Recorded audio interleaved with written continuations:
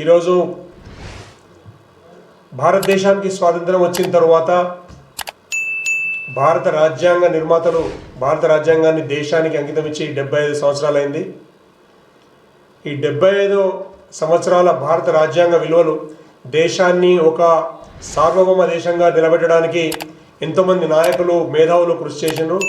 వారిలో డాక్టర్ బాబాసాహెబ్ అంబేద్కర్ గారి పాత్ర కీలకం. అట్లనే అప్పుడున్న కాన్స్టిట్యూషన్ కమిటీలో ఉన్న చాలామంది నాయకులు మేధావుల పాత్ర, వాళ్ళ కలలు ఊహలన్నీ కూడా నిజం చేస్తూ అంతకుముందున్న 65 సంవత్సరాల పాలనలో ఏ ప్రభుత్వం కూడా సాధించలేని విజయాలు కేవలం గత 10 సంవత్సరాలుగా నరేంద్ర మోదీ గారి నాయకత్వంలో ఈ దేశం సాధిస్తూ వచ్చింది. మన సంవిధానంలో రాసుకున్న విధంగా అట్టడుగు వర్గాలందరికీ కూడా సమన్యాయం ఇవ్వాలనే ఒక సంకల్పంతో ఏర్పడిన భారతీయ జనతా పార్టీ, ఆర్ఎస్ఎస్ సంఘ్ పరివార్ వివిధ క్షేత్రాలందరి వాళ్ళు కూడా అట్టడుగు వర్గాలందరికీ కూడా సమన్యాయం ఇవ్వాలనే ఉద్దేశంతో కృషి చేస్తున్నారు. అందులో భాగంగానే గత 10 సంవత్సరాల్లో భారతదేశం సాధించిన విజయాల్లో భాగంగా ఆదివాసీ మహిళ అయిన మనకు ద్రౌపది ముర్ము గారు ఇవాళ మనకు రాష్ట్రపతిగా ఉన్నారు. అటువంటి ఎగ్జాంపుల్స్ చాలా ఉన్నాయి. మైనారిటీ సెక్షన్ సంబంధించిన అబ్దుల్ కలాం ఆజాద్, ఆయన మేధావిగా మనకు దేశానికి ప్రెసిడెంట్గా పెట్టుకున్నాం.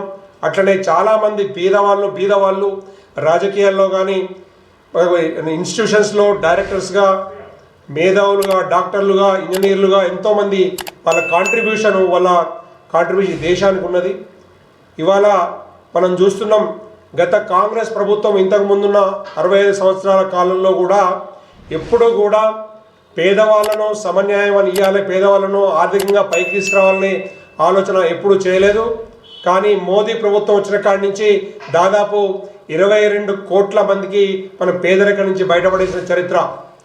ఇవాళ ప్రతి గ్రామ పంచాయతీని కూడా గ్రామ స్వరాజ్యం కింద తీర్చిదిద్దడానికి కేంద్రం నుంచి డైరెక్ట్గా నిధులు ఇస్తూ ప్రతి గ్రామాన్ని అన్ని విధాలుగా మన స్వచ్ఛ భారత్ నుంచి మొదలు పెడితే, టాయిలెట్ల కాడి నుంచి మొదలు పెడితే, రోడ్లు, మనకు తర్వాత విద్య, ఉపాధి, ఊర్లలో ఉండే అయితే ఆరోగ్య కేంద్రాలు, తర్వాత స్ట్రీట్ లైట్స్, ఇట్లాంటివన్నీ కూడా కేంద్ర ప్రభుత్వం భరించి నరేంద్ర మోదీ గారి నాయకత్వంలో మధ్యవర్తులు లేకుండా, దళారులు లేకుండా, స్కాములు లేకుండా డైరెక్ట్గా గ్రామాలకు అయితే చేరవేస్తున్న చరిత్ర గత 10 సంవత్సరాల్లో మనం విజయాలన్నీ చూసినాం. అట్లనే మున్సిపాలిటీల్లో కానీ, అట్లనే విద్య, ఉద్యోగ, ఉపాధి అవకాశాలు కానీ ఇవాళ